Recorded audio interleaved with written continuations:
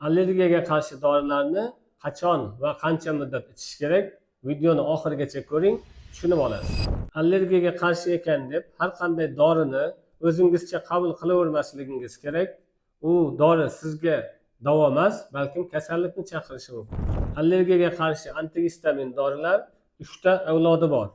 Bularga birinchi avlodiga diazolin, suprastin, tavigil kabi antigistamin dorilar kiradi. Bularni uyqu chaqirish xususiyati bor va uzoq muddat qabul qilish mumkin emas.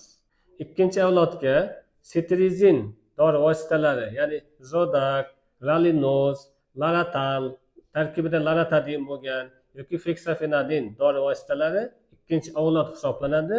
Bular uyqu chaqirish xususiyati juda ham kam.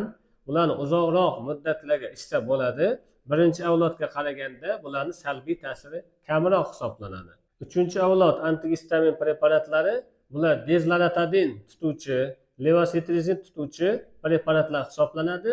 Bularga Erius, Laranex, Lardestin preparatlari va levocetirizin, ya'ni Elset preparatlari, bular uchinchi avlod, ya'ni ikkinchi avlodning metabolitlari hisoblanadi. Bular birinchi va ikkinchi avlodlardan keyin hisoblanib, bularning salbiy ta'siri juda ham kam hisoblanadi. Bu dorilarni 2-3 oygacha ichish mumkin. Yana bitta maslahat, shifokoringiz bilan albatta maslahatlashishingiz kerak. Qaysi allergiyaga qaysi antigistamin dorini icharman dersiz? Mani Telegram guruhim bor. U yerda bemorlar savollar yo'llashadi.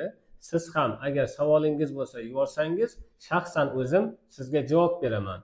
Bu videoni tanishlaringizga va allergiyasi bor bo'lgan o'rtoqlaringizga jo'natishni unutmang.